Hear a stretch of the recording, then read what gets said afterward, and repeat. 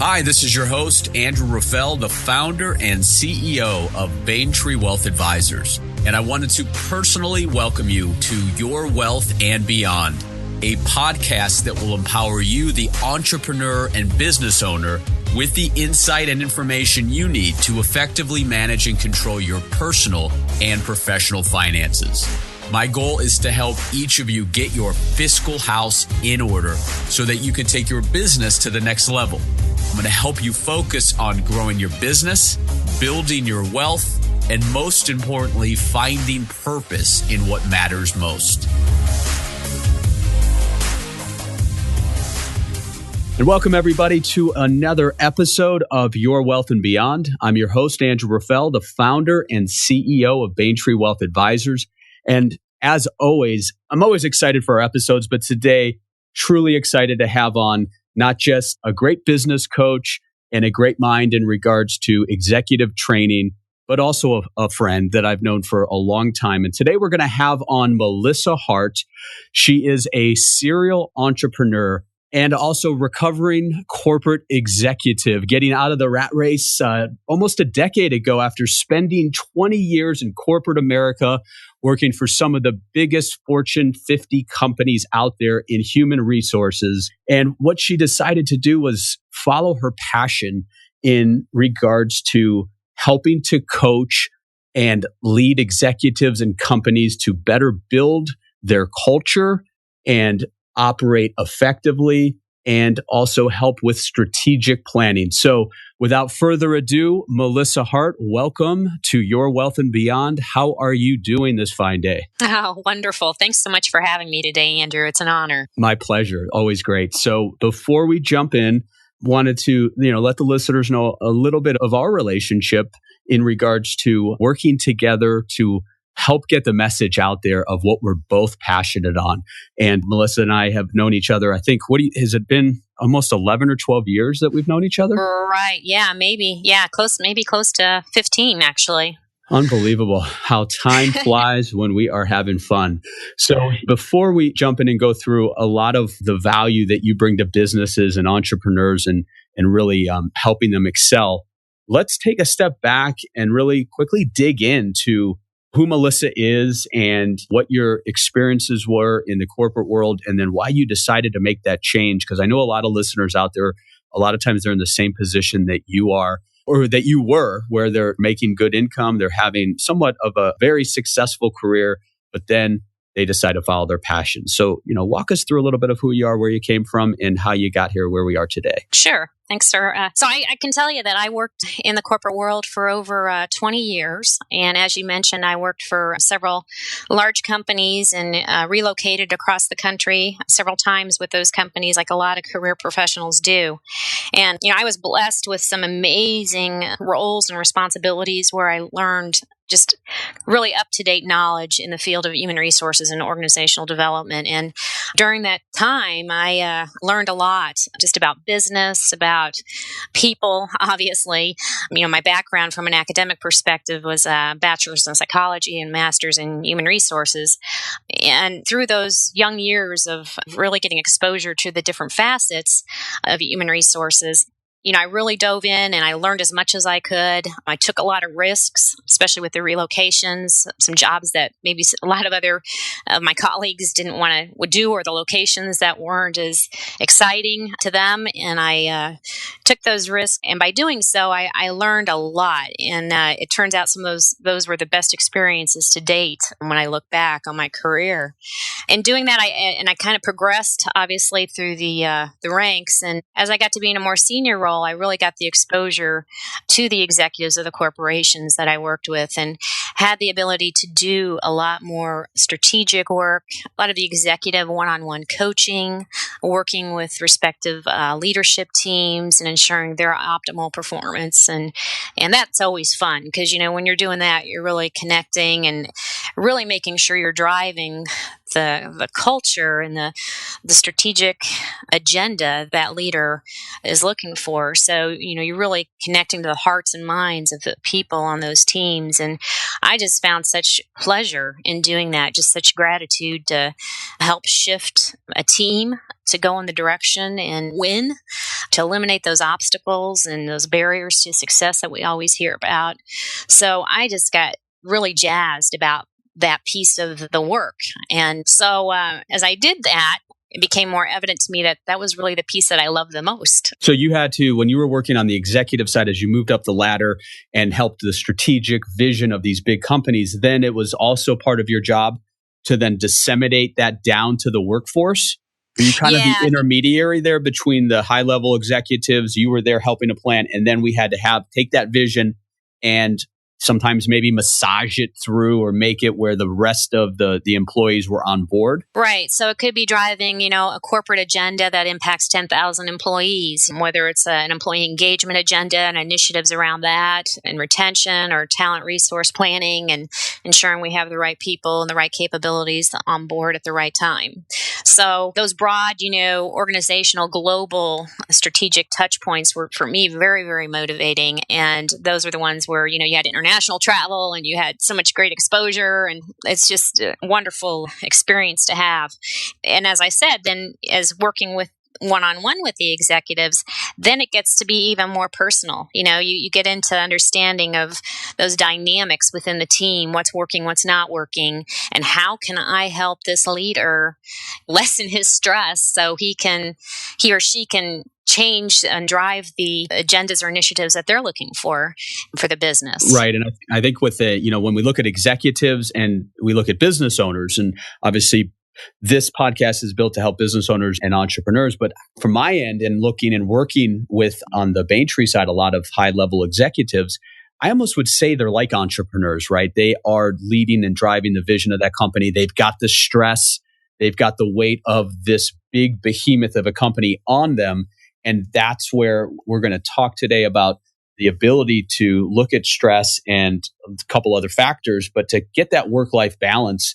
And whether you're an entrepreneur, an executive, or even just climbing the ladder, if you don't get your stress under control, there's no way you could succeed at your particular job. So is that something that you saw as well from working on your end with these executives, of how many hours they were working in the stress? Oh yeah, absolutely. And I think you're right when you say that a lot of those successful leaders, do operate with an entrepreneurial mindset because they're pushing the envelope. They're challenging their leaderships and asking the right questions and taking risks, and they want more for their respective business unit or their function, and so they're going against the grain. And just like all entrepreneurs, you're stepping out there doing something. And so I totally agree with that. And the stress was very evident. I saw that within myself as well. And that was one of the reasons that I had to take a step back and say, what is most important to me and what is it that I want to do?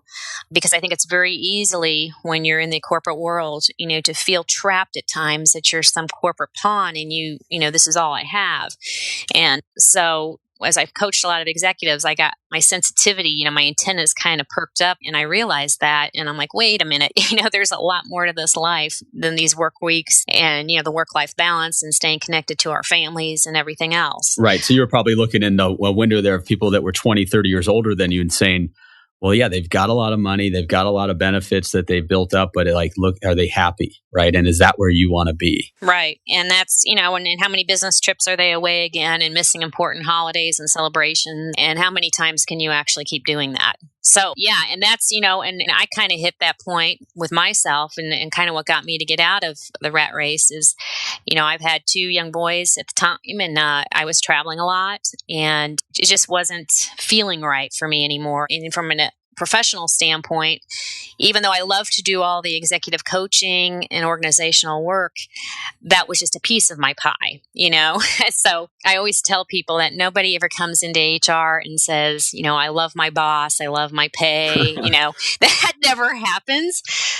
For that piece of the work, it's like, oh gosh, that's after a while, like any job, that can be a burnout component. Right. So, well, I think it's almost, and it's similar to my job in helping people shape their financial future, building a roadmap. But on our end, I'm almost like a psychologist sometimes, right? Helping clients make good decisions or not making bad decisions, and dealing with emotions and dealing with getting into the crux of who they are, that sometimes their family doesn't even know some of these things.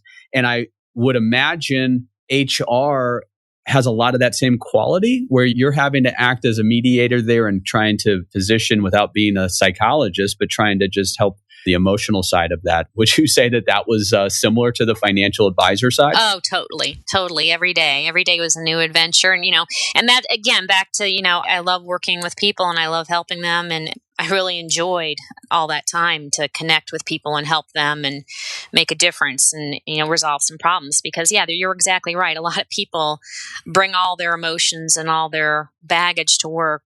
Right. A lot of which they don't talk about at home, and it will show up at work eventually. Well, you have a very calming presence to you, which I think is from that standpoint of helping when you were in the corporate world and helping to work, all of those different, some of these companies, thousands of employees that you guys, I know you weren't working with all of them, but that's a lot of people to deal with, a lot of bureaucracy and a lot of emotions. Yep, for sure. So then after looking and growing and learning and figuring this is not what you want to do, walk us through how the creation of your first company, the Human Vantage Group, walk us through how that transpired and some of the successes and potential failures that you had in the beginning of it. Sure. Yeah. So like I mentioned, I kind of came through that life transition point where my youngest son, I think was around 3 or 4 at the time. And I was just like, I'm running around daycare, dropping things off. And I just felt I wasn't having that opportunity to connect as like I wanted to and get more involved in their schooling. So I said, I really want more flexibility. I need more flexibility. I need to be able to control my schedule. I've always been a very creative person, a problem solver, and a marketeer of sorts. And I said, I really want to just focus on the fun things. So if I had to create my own job description, what would I do? And that's what I did. I just sat down one night and I'm like, I love to do the coaching. I love to work with teams. I love strategic planning. I love developing people. I don't love benefits. I don't love compensation. So I got really clear about what I don't like. And that's how I crafted the Human Advantage. I said, you know what, that's what I'm going to do. And I took a risk and I went in and I quit my job and I said, I'm going to start my own consulting firm.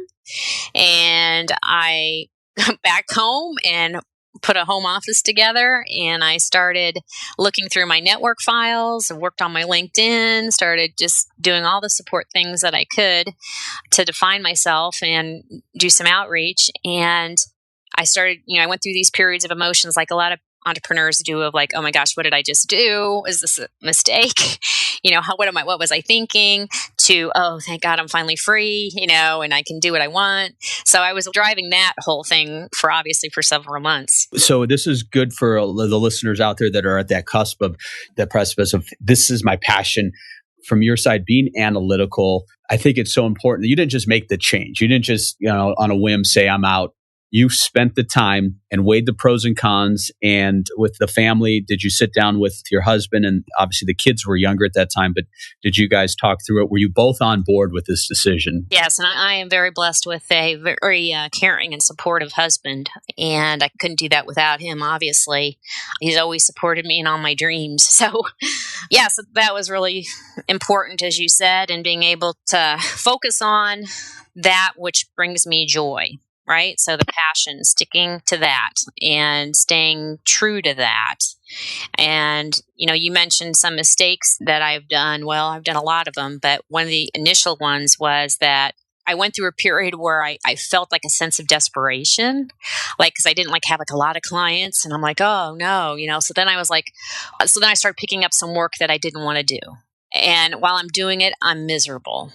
The worst job for an HR person is an HR handbook. And I was like, oh, you've got to be kidding. I can't believe I signed up for a task like that. And I did it to myself. It was like this crazy. So, but why did you do that? Was it the monetary side, or you just needed was it little wins that you needed?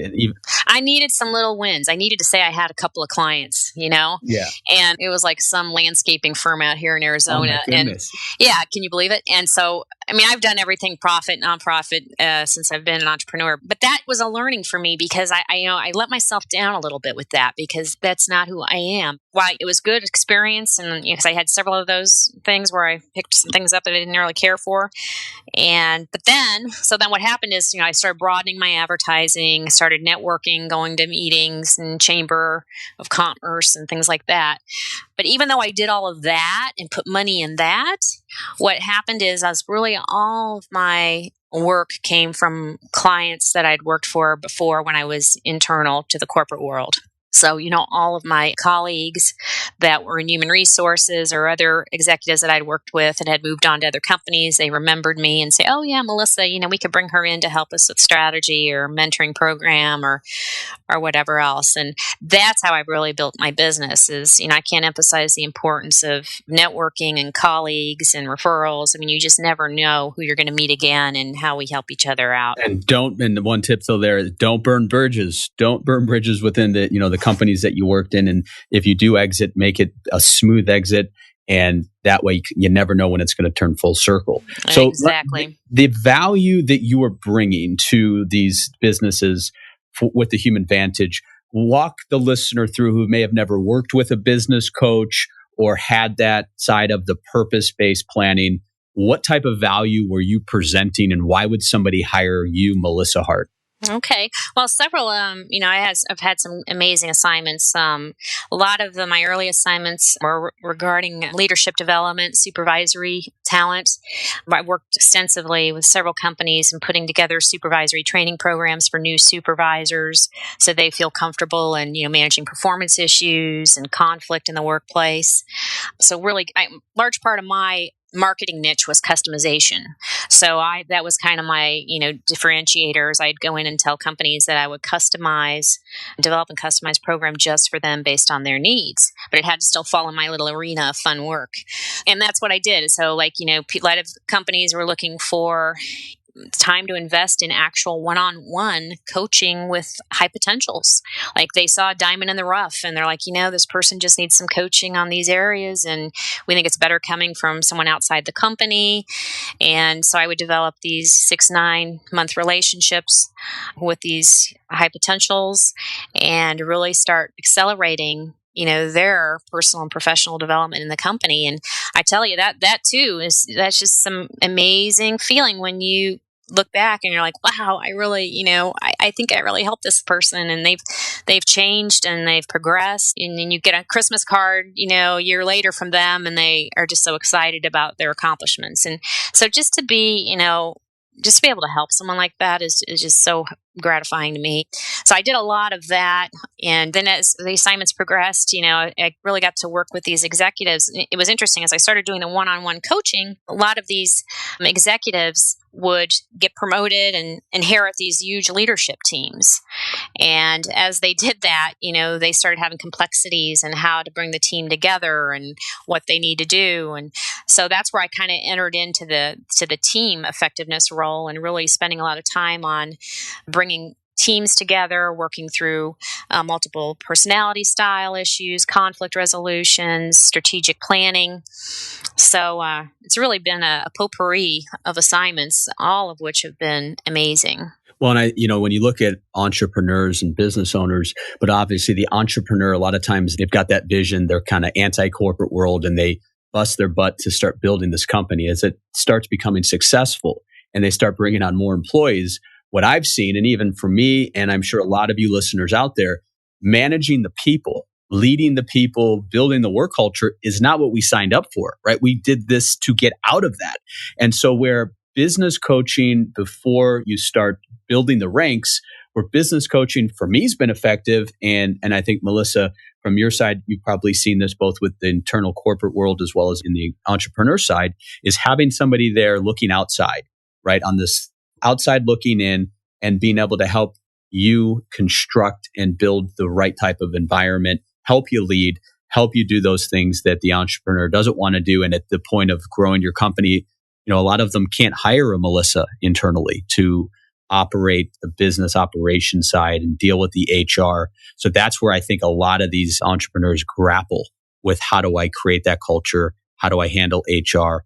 And that's where a business coach can come in and provide some of that balance. Right. I agree. And I mean, it's important to have, I really believe this as an entrepreneur, to have a confidant, someone outside your family, someone outside your work world that you can bounce things in a safe zone about. It's one of those challenges every day. And I mean, we got to realize we're all human, and we're going to make mistakes and we're going to have concerns about, are we doing the right thing every day?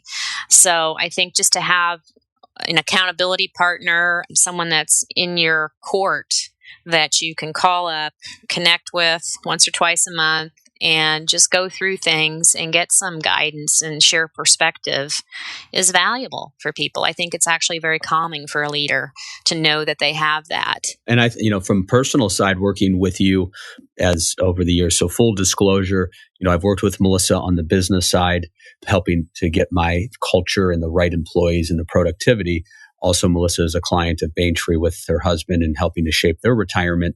The other item, and this will be at the end of the show in the show notes, and we'll dig into it a little bit later, but together, Melissa and I have co-authored a book called The Heartful Retirement. And that hits on a lot of the things when we're getting closer to that retirement, of the purpose, of the spiritual side, not just the financial side, but where you were instrumental for me is helping to look and say, here's where Baintree wants to go, right? Here's the culture we want to build. Here's the brand we want to do. And you enabled me to look at the team that I had at that point, and we were able to flesh through and saying who's not the right fit. And those are hard decisions for a business owner who's maybe never had to fire somebody.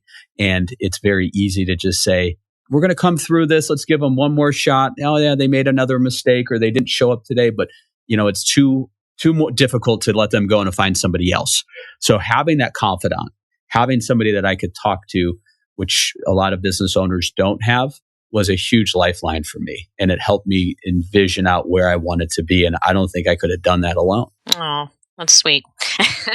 No, it's been a joy working with you and the team there. I mean, you guys have an amazing company. I really respect everything you guys have done. So when you look at one of the things that a lot of companies have done and those that haven't done it, when you look at each employee from the business owner down, and we try to get a gauge where they're going to be most effective. And I know there's different types of testing that you can do to your current employees as well as any potential employee that you bring in. So can you walk the listener through some of these, whether it be the COBE or the DISC assessment, and walk through the value that can bring to a business and shaping out how somebody maybe they're a good employee, but they're just in a wrong place within the company itself. So walk through how that works and the benefit that it could bring an organization. Yeah, well, definitely. That's staffing is like one of the biggest challenges that's out there, I think, in the HR world. And, getting the right people in the door and making sure, it's just so much about that now, even with the generational differences that we're seeing in the workforce. But number one, as a leader, as an entrepreneur, you need to understand your company and your values and what you represent.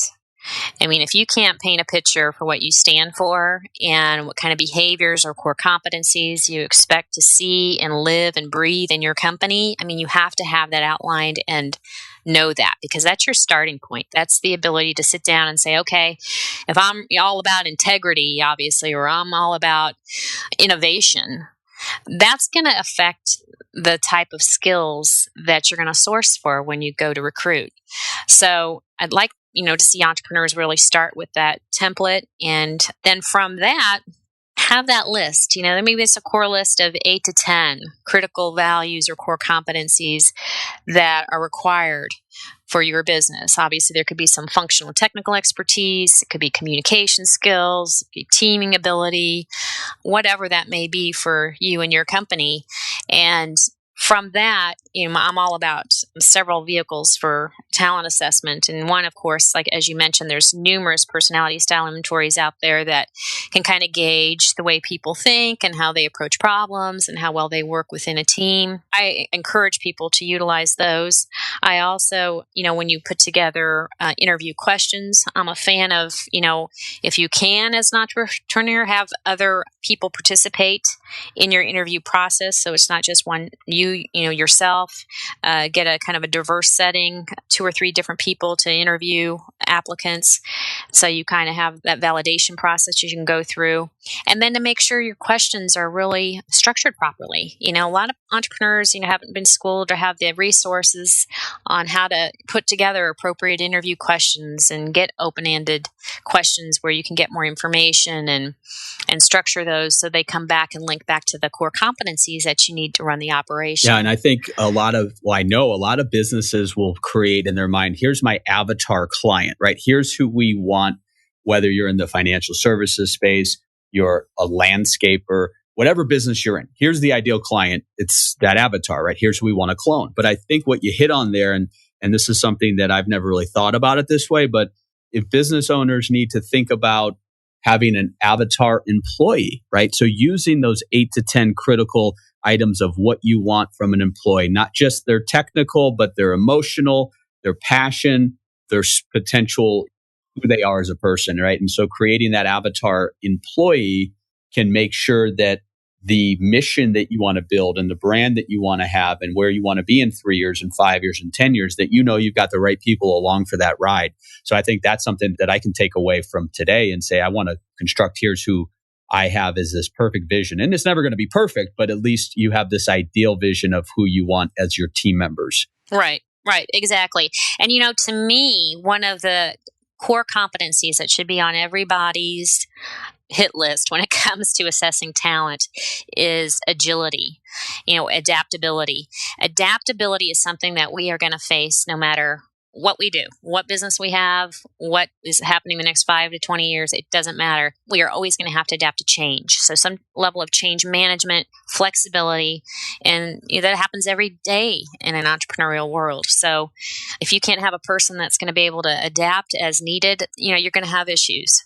So I encourage every entrepreneur listening to make sure that you pay attention to that and you get a kind of a measure on change management capability. If you were to give a couple of tips to the entrepreneur, the business owner that has employees now in regards to creating that work-life balance, creating that world-class culture, and just bringing the team together, what are a couple of things that you can provide as some strategic advice to have these entrepreneurs be able to implement in 2018 to make that work life and passion and making the employees feel part of something special? Well, and I think you hit the nail on the head right there, is making employees feel a part of something special. What it is kind of letting your guard down. Most of the entrepreneurs, you have small teams that you're just starting out, and you got a core group of individuals that you're relying on. But it's really connecting with the heart and minds of your staff and really letting them see you as a human and you appreciating them as a human being and what their lives are all about. Doing things together outside of work, maybe in the sense of some nonprofit work or charitable giving, something that brings the team together. So there is that sense of team. But also, like I mentioned in the earlier part of this call, is to have them be part of the strategic vision. Especially when you're starting out, you've got that core group of trusted people, and those are ones you want to bring into the strategic mapping. What are the values of the company? What do we stand for? And when people feel like they have a part of that they have a say, that they're involved and their voice matters, that's where it really makes a difference, I think, for teams. And we've talked about this in previous episodes, but regarding the millennial employee, and Baintree does have quite a few millennials on board. They want to have a higher level, higher purpose. And sometimes it's not all about the money. It's about the work-life balance. And it's about having that certain wherewithal when they come to work that they're part of something special. Just in the last week, and we try to do this quarterly, but in the last week, we've actually at Baintree, we've done 2 events giving back. One was last Saturday night, the LLS, the Leukemia and Lymphoma Society, has a Light the Night walk throughout the country in various cities. And this is a walk that's at nighttime, and it's done to obviously raise money and awareness for all types of cancers. But in this case, a lot of it's tied to the blood cancer. So we had a wonderful night. We had about 30 people, part of our Baintree team, not just employees, but the employees' families. We had some clients there. So that was really special. We had T-shirts made, and it felt like we were giving back, and it was really neat. We've all battled or had family members that have battled some type of cancer. So each person had a lantern, whether they were a survivor, whether they've lost somebody, or just a supporter. And it was just a special, special night. And then just yesterday, we did an event that we've done in the past, but we went to Feed My Starving Children. Have you heard of that organization, Melissa? Yes, I've done that as well with my kids. So that was awesome. We took the team down there, and what you do is you're basically spending the day packaging food. In this case, it was basically enough food in one package to have 22 meals. And between us and some of the other corporate teams that were there, and just individuals, it was a great team building. And this case here, we got to see who it helps and some of the benefits there. And there's that team building approach as well. So for you owners of businesses, for you executives at big companies, small companies, I can't go over how important it is and vital it is to do things outside of work and find a passion. Let your employees dictate. I say to them each quarter, each person, so every quarter, it's on you. I want to know what you're passionate about, and let's put something together and let's do it as a team. So that's been something that has been very effective in building that unity within Baintree and getting that awareness out there. And I think our clients also appreciate the fact that we're out there giving back and finding a higher purpose. Mm-hmm. Absolutely. Yeah, no, that's awesome. I love to see that. And, that just makes the team stronger, And exactly. And I know you had talked through with a lot of the bigger companies that you guys did these retreats throughout the year. You take the executives, you get out of the office, and maybe you go somewhere like Sedona, right? Get away from that workplace, get away from that hierarchy, that bureaucracy. And that's something that I don't think you have to be a big organization to do that. But would you say over the years when you've done that and you're still doing it on these different retreats, is that something that's worth the time away and the cost associated with it? Totally. And I've seen that happen with so many leaders that I've worked with, that they knew enough to make that call to do that. And even though it was stressful for them, to even just be off site, like, if we could be going to a hotel for 2 days to lock themselves in a room and not to be at the plant or not to be in the office. Get away from email, right? Get away from the hub. Yeah, totally. And the rule of no cell phone use during the meeting, only at breaks. And, just to really show that commitment that's what they want to do. And I believe that's imperative to really get laser focused on what you want to achieve for your team and to have open dialogue without interruption or second guessing yourselves. And it kind of divorces you from the politics too of the culture that's so obvious in so many of these companies. Because when you're stuck in that bureaucratic world or that feeling, then it just kind of limits your ability to think creatively, to think outside the box, to have those difficult conversations, and to get all the cards on the table. Well, I think it's cool too to see your boss, this high level executive maybe, or the business owner, to see them in jeans, right? To see them as a real person, to see them struggle right in an event, whether it be hiking or some team event out there. It's kind of neat to see that dynamic change and shift. And a lot of times that case, those walls get broken down. And then that's where some of the best, not just team building can happen, but creating the vision and creating the ideas and helping that company get to the next level. So, we've never done that. I know we've talked about it, and I know it's for sure on our radar to step away. Down here in Phoenix, we're just an hour and a half, hour and 45 away from Sedona, which, for us, for you business owners here in Phoenix, go up to Sedona, right? Take some time away. Yeah, totally. Find that, there's some spiritual, there's some beauty there. And I think that's something that we're definitely setting that goal to do more of those things. Yeah, that's terrific.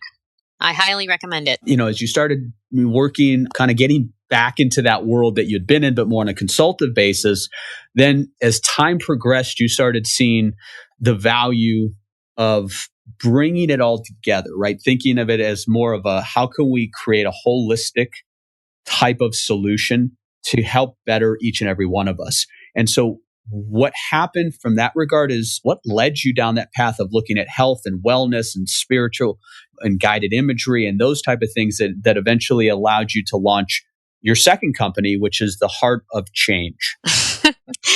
Yeah, I'm a continuous learner. That's good and bad, I guess, sometimes. As I've worked with people one-on-one, especially when we talked about stress earlier, and you start to see the negative effects of stress, I saw a lot of that. And I saw, in talking with a lot of people, whose family members were being impacted, and whether they were getting sick or they themselves weren't taking care of themselves. And it was so repetitive. It was becoming too commonplace, and at the same time, I personally had some challenges where I had lost some family members, my mother from cancer. And, I was getting, if you want to say anything, I was getting a little upset and frustrated and irritated. And I'm like, this is not right. There's got to be a better way. And so then I started, really researching. This is, before I guess organic was so mainstream as it is today, but I really started investigating holistic nutrition, and I went back to school and got some certifications, and just the elimination of processed foods, and asking the right questions and understanding what we're putting in our bodies and taking care of ourselves. And so I kind of embarked on this journey, and one thing led to another, and then I realized, mind body wellness and guided imagery and how that helps us heal and how important that is. And so then I got into that, and then I obviously, with all the coaching that I've done, it's been a nice supplement. And so now I kind of said, what, I want to continue doing what I'm doing, but I want to branch out, and I want to reach populations that are experiencing a lot of stress or anxiety. Anxiety is an epidemic in this country. We see it in children, adults, and, a lot of it is obviously related to the food and the chemicals that we're being exposed to, that we're putting into our body, to our thought processes, and, really helping people understand, that they are empowered and you can take control of your health, and to ask questions of your doctor, to second guess them, to, do your research.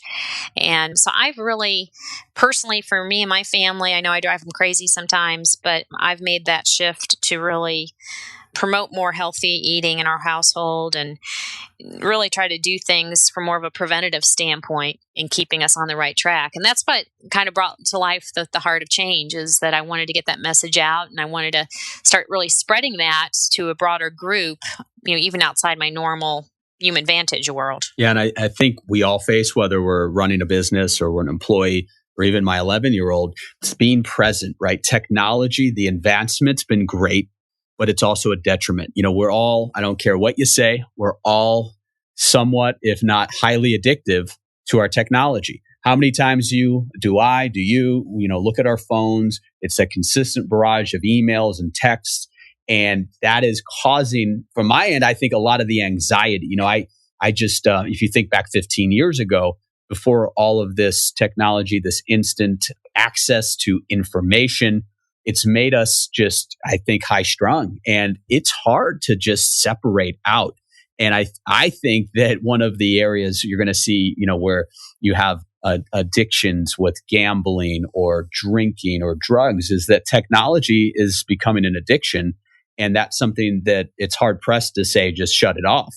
But having a detox, having something that you detox, and whether it be a company retreat or whether you just detox for 48 hours or 24 hours, easier said than done. The time that I've only done it once, I did feel more clear-headed, But, I think that's where coaching can come into play, and you can help guide that image and so forth. But where do you see that going? Do you think it's just going to get worse in regards to the anxiety?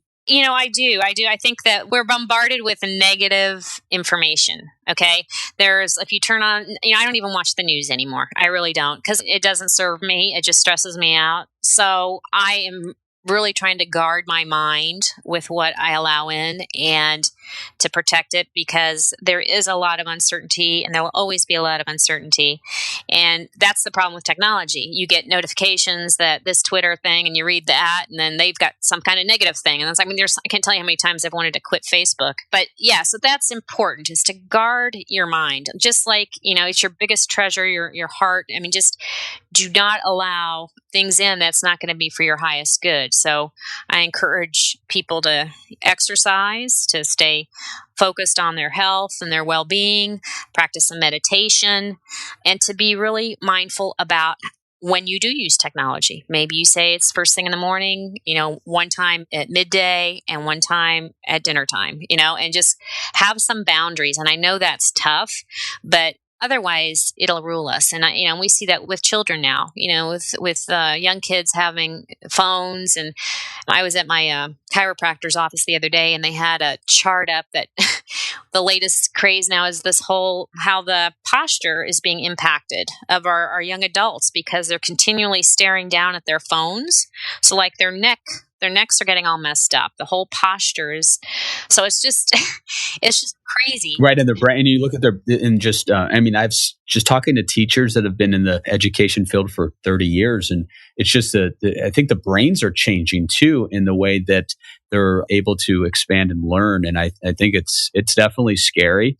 I still get the newspaper. I'm like the only house on the block that gets the newspaper. But one thing I think people are not reading, and you, as you stated earlier, you're an avid, learner. And regarding that, do you try to focus on finding books that can help you grow both, spiritually as well as professionally, but also maybe making some time for some fun? Do you consistently try to update with some of the latest literature? I'm not like a huge book reader. I am more of I read to educate myself, on a discipline. You know what I mean? I can't even tell you if I've ever really read a good fiction book. I don't always have the patience for that, but I'm more if I got interested in a topic, then I will deep dive into that topic, and then I get obsessed about it and drive my husband crazy because I order Amazon books all the time. Right. Amazon they just set up a tent so they can just move in, right? Yeah. So my latest has been on thyroid health. The thyroid is so important. People don't understand. It's such a tiny gland, but it determines so much of your metabolism, your hormonal effects, and our immune system. So I've been, I got a wild hair and I'm just really on the thyroid right now. So that's kind of how I work. But that's so for me, it's kind of all over. But yeah, I think technology is something, there are actually I would say some of the good things with technology. I mean, there are some apps out there that could be used for meditation and mindfulness. There's one called Headspace that people can download. It's like a gym membership for the mind, helping people learn how to meditate and live more mindfully in 10 minutes. Stop, Breathe, and Think is another one that's out there that's really even good for kids. So just some, if we're going to use technology, let's be mindful about how we use it. Right. And these will all be in the show notes. So listeners, if you want to take a look at that, I've used Headspace in the past and haven't used it as religiously as I'd like, but it definitely helps you get to that place of peacefulness and encourages that meditation. So, one of the things that you and I have worked together on, both where you're helping me and I'm helping you, the neat part was, listeners, we came together about a year ago and we're like, well, this is kind of this perfect synergy, as we're working to help guide people and build their fiscal house and envision the retirement that they've always wanted. The key is, how do we get there, right? So financially, a lot of business owners maybe worked hard, blood, sweat, and tears, and they are financially well off, or an executive that worked 30 years and climbed up the ladder and financially well off. But what we were seeing is, well, we get to that top, and now what? What's the purpose? What am I going to do? So that's where Melissa and I, we sat down and said, let's put together a combo and put it together in a book. And we've been working on this for, I think, almost 8 months now. So, it's never going to be perfect, but we're very excited that within the next month or so, The Heartful Retirement is going to be published.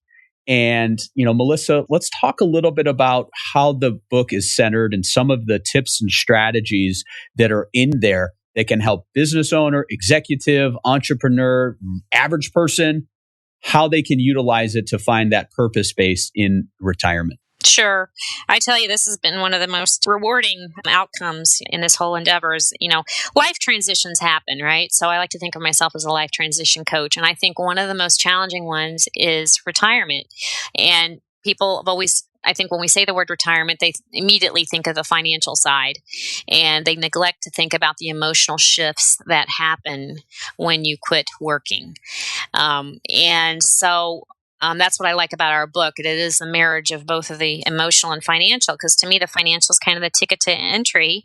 And when you get clear about your emotional side, that's what's important for the transition to be successful, because people do not normally dedicate time before retirement to make sure they've thought through some things. And for example, I met with a client a few weeks ago, we administered the retirement options profile and went through the various factors. And one that she had not considered was the social interaction. And if you think about people that are, in the active work world right now, you spend more time at work than you do at home. And for a lot of people, work colleagues are your best friends, or your worst enemies too, right? Yeah, right, exactly. But the idea of leaving that and not having that social interaction and saying, well, what will life look like if I'm not in the office? I enjoy that camaraderie or whatever. Understanding too what brings you joy. What are your passions? A lot of times people haven't even thought about that. They've been so consumed with working, with these 70, 90-hour work weeks. I mean, to think about even having a hobby or where would they spend their free time is so foreign to them that it scares them. I mean, and rightly so, because it's kind of like work has defined you. And so it's really been interesting working with individuals on this instrument and talking them through the retirement piece, because, what the most successful, with the data even shows us that the most successful retirements are people that have thought through this phase and have collaborated with their spouse or significant other to ensure that they're both on the same page. Right. On a personal level, they're one of my clients who this just recently worked all the way up to like 71 for a big company.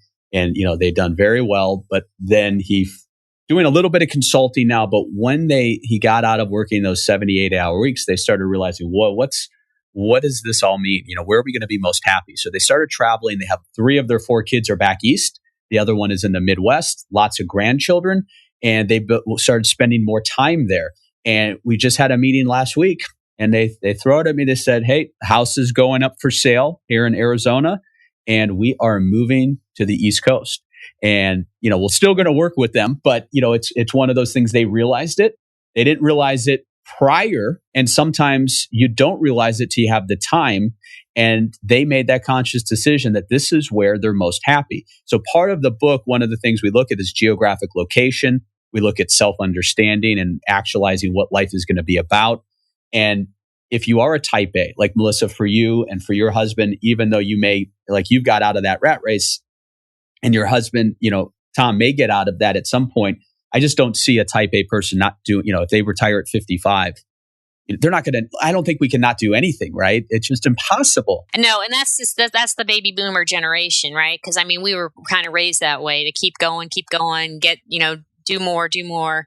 So it's kind of in our DNA in a way. And I'm with you. That's why I'll probably, when you mentioned serial entrepreneurial, I'll be doing more and more different businesses, I'm sure, but you just got to keep learning and keep growing. Everybody's different. Some people just want to travel, and that's great. But I do really believe we're going to see this influx of amazing baby boomers in their latter years with some incredible stories to tell and how they changed things for the better. Right. And you think about, again, you being, this entrepreneur and following your passions and kind of stepping out of your comfort zone.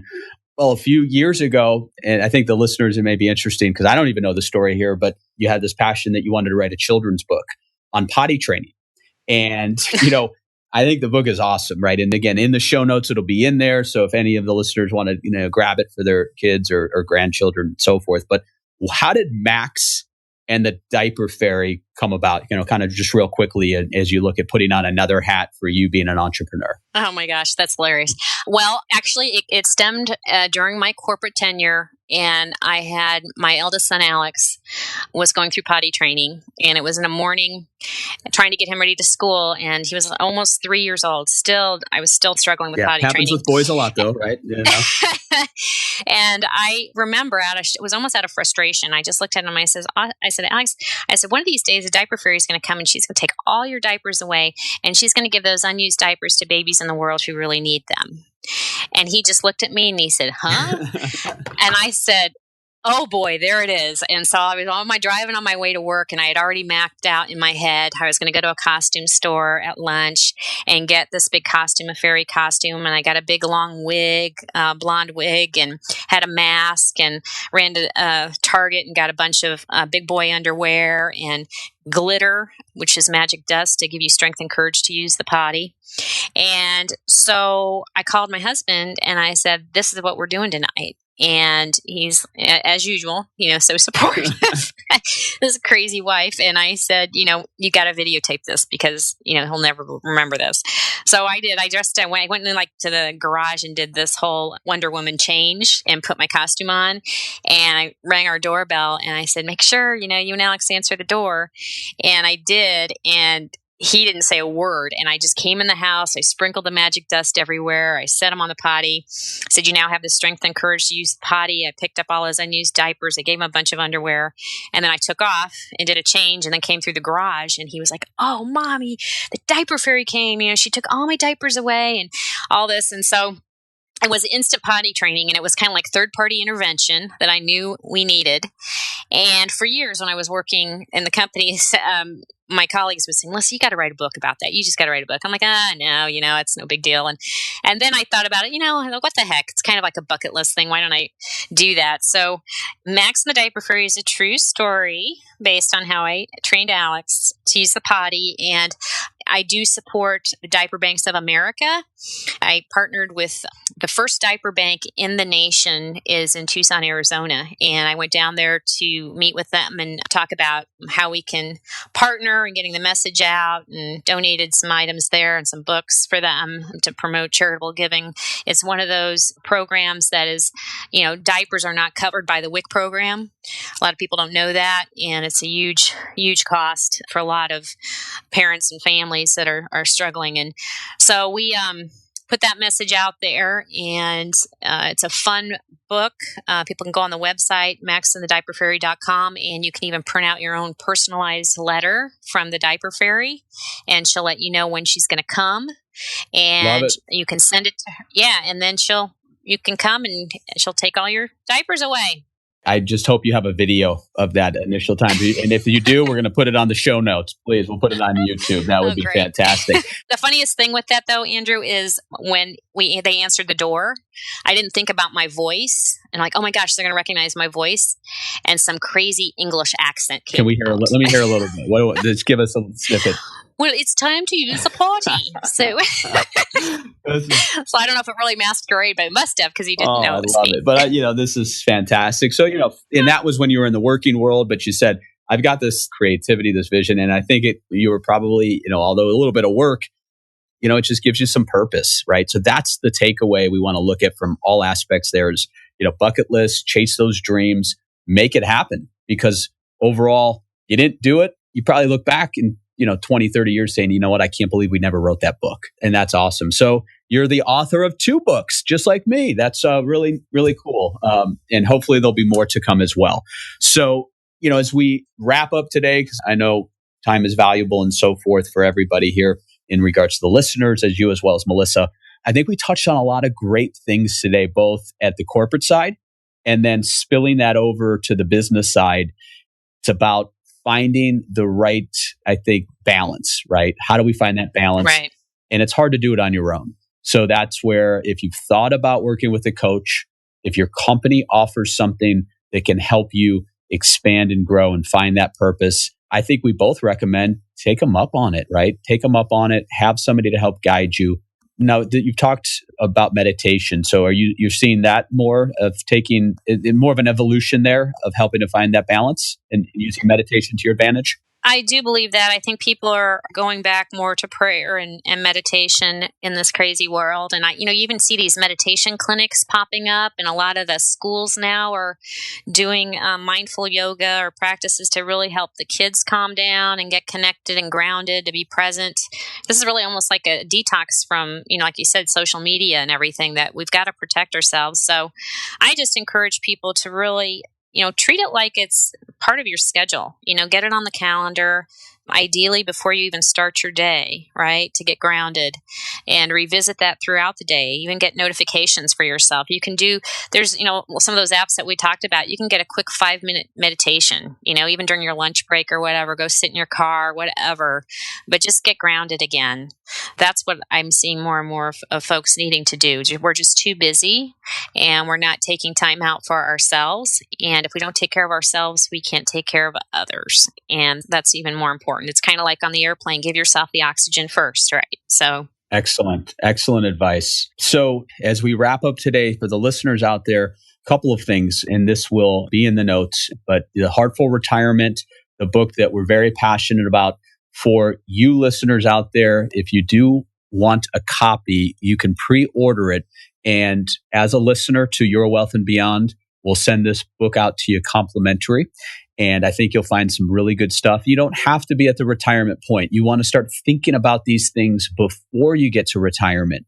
The other aspect, if you did want to, have a consultation and go through some of the things that Melissa has done over the years to help find that purpose, find the mission within the company itself, and to help you get an outside opinion on how you can better you and your company, we're going to also offer a consultation with Melissa. So there'll be a way for you to sign up for that as well.